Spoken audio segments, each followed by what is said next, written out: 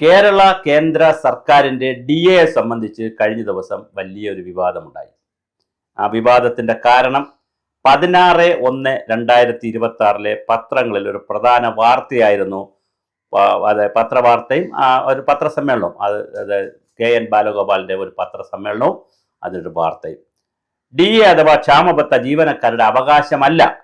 നിയമപ്രകാരമുള്ള ആനുകൂല്യമല്ലാത്ത DA വിതരണത്തിൽ കാര്യമായ സമയക്രമം അറിയിക്കാനാവില്ല എന്ന് കോടതിയിൽ ഒരു അഫിഡവിറ്റ് കൊടുത്തു എന്നുള്ളതിനെ സംബന്ധിച്ചാണ് തർക്കം വന്നത്. PK നവാസ് എന്ന അണ്ടർ സെക്രട്ടറി കോടതിയിൽ അങ്ങനെ ഒരു അഫിഡവിറ്റ് കൊടുത്തു. കുടിശ്ശിക എന്ന DA കുടിശ്ശിക അനുവദിക്കണമെന്ന് ആവശ്യപ്പെട്ടുകൊണ്ട് federation of university employees general secretary Mahesh ഹൈക്കോടതിയിൽ ഫയൽ ചെയ്ത ഒരു സത്യവാങ്മൂലത്തെ അടിസ്ഥാനമാക്കിയുമായിരുന്നു പത്രവാർത്ത. ആ സത്യവാങ്മൂലത്തിന്റെ പ്രസക്ത ഭാഗങ്ങൾ ഇതാണ്. സത്യവാങ്മൂലത്തിന്റെ ഇതാണ്. ഗവൺമെന്റ്, ഞാൻ അതുപോലെ തന്നെ വായിക്കാം, കാരണം ഇതിനകത്ത് ഒരുപാട് കൺഫ്യൂഷൻസ് ഉണ്ട്. FSCT, KGU, NGO യൂണിയനും NGO അസോസിയേഷനും എല്ലാവരും തമ്മിൽ വലിയ തർക്കം നടക്കുകയാണ്. അതുകൊണ്ടാണ് ഞാൻ ഇതിന്റെ കാര്യകാരണ സഹിതം ഇത് നിങ്ങളെ ബോധ്യപ്പെടുത്താൻ ശ്രമിക്കുന്നത്. ഇതിന്റെ സംവാദം തുടരാം. Government have adopted A new practice of releasing dearness allowance to its employees, and as per this practice, government have been dispersing additional installment of DA with effect from the date or month specified in the government order sanctioned each additional government order sanctioning each additional installments of DA. Hence, there is no amount of DA arrears due to the petitioners in connection with the additional installments of DA sanctioned for dispersal.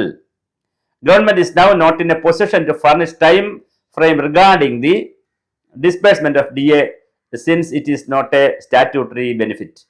Disbursement of DA shall not be considered as a right of an employee, but it is come under the domain of executive wisdom. DA is not a compulsory statutory benefit. അതായത് പത്രവാർത്ത വസ്തുതാപരമായിട്ട് തന്നെയാണ്. ഒട്ടും അതിശയോക്തി കലർത്താത്തൊരു കാര്യം തന്നെയാണ് പത്രത്തിൽ പറഞ്ഞതും മന്ത്രി പറഞ്ഞത്. പക്ഷെ പ്രശ്നം അവിടെ അല്ല. ബാലഗോപാൽ ഒരു പത്രസമ്മേളനം വിളിച്ചു കൂട്ടിയതിൻ്റെ അകത്ത് പറഞ്ഞതും അദ്ദേഹം ഇതൊന്നും നിഷേധിച്ചിട്ടില്ല. കോടതിയിൽ പറഞ്ഞൊരു കാര്യം നിഷേധിച്ചില്ല. ക്ഷാമബത്ത അവകാശമല്ലെന്ന സത്യവാങ്മൂലം മന്ത്രി നിഷേധിച്ചോ ഇല്ല. ക്ഷാമബത്ത അനുവദിക്കാൻ പുതിയ രീതി സ്വീകരിച്ചുവെന്നും അതിൻ പ്രകാരം അധികമായ DA അനുവദിക്കുന്ന മാസം അല്ലെങ്കിൽ തീയതി മുതലാണ് അതിന് പ്രാബല്യമുള്ളതെന്നും അതുകൊണ്ട് കുടിശ്ശിക ഇല്ലെന്നുമുള്ള പ്രസ്താവന കോടതിയിൽ കൊടുത്തത് മന്ത്രി നിരാകരിച്ചോ ഇല്ല. അത് രണ്ടും നിരാകരിച്ചില്ല. അതങ്ങനെ നിലനിൽക്കുന്നു. ആകെ കൊടുക്കാനുള്ളത് കുറച്ച് കുടിശ്ശികയാണെന്ന് DA മന്ത്രിയുടെ പ്രസ്താവന ശരിയോ അല്ല? അവിടെയാണ് പ്രശ്നം. എന്നിട്ടും FSCTO കൈയടിച്ചു, മന്ത്രിയെ വിശ്വസിക്കൂ എന്ന് പറഞ്ഞു. ഇതിനെ പറയുന്നതാണ് പൊളിറ്റിക്കൽ സ്ലേവറി, രാഷ്ട്രീയ അടിമത്വം. ഇനി ചില ഡേറ്റുകൾ നമ്മൾ അറിഞ്ഞിരിക്കണം, നല്ലതാണ്. 1/1/2019, 1/7/2, അതായത് ജനുവരി ജൂലൈ, 1/7/2019, 1/1/2020, 1/7/2020 എന്നീ മാസങ്ങളിലെ DA നൽകുന്നത് 26 മാസം, 20 മാസം, 14 മാസം, 8 മാസം ഒക്കെ വൈകിയായിരുന്നു. ഈ 4 DAയുടെ PF-ലേക്ക് പോയ കുടിശ്ശിക പിൻവലിക്കുന്നതിന് നിഷ്കർഷ തീയതികൾ എന്ന് പറയുന്നത് 1/4/2023, 1/9/2023, 1/4/2024, 1/9/2024. എന്നാൽ ആ കുടിശ്ശിക പിൻവലിക്കുന്നതിന് സർക്കാർ വിലക്ക് ഏർപ്പെടുത്തി.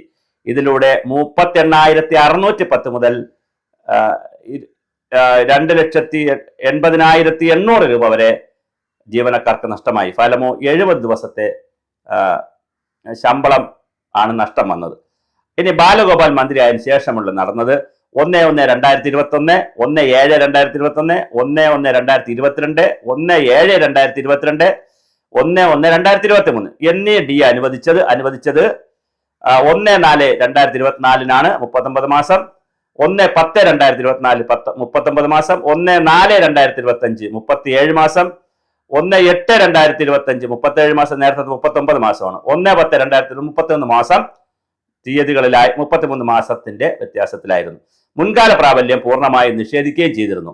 ആകെ നിഷേധിച്ചത് 187 മാസത്തെ കുടിശ്ശിക, 166 ദിവസത്തെ ശമ്പളത്തുകയായ 12,07,650 മുതൽ 92,05,740 രൂപ വരെയാണ് ഇത്തരത്തിൽ ഇല്ലാതായത്. കോവിഡിന്റെ സമയത്ത് നമ്മൾ കൊടുത്തു എന്നാണ് അവർ പറയുന്നത്. കേന്ദ്ര ഗവൺമെന്റ് തന്നെ കുറെ മാസം DA കൊടുത്തില്ലല്ലോ എന്നാണ് ബാലഗോപാൽ പറഞ്ഞത്. എന്താണ് അതിന്റെ വസ്തുത?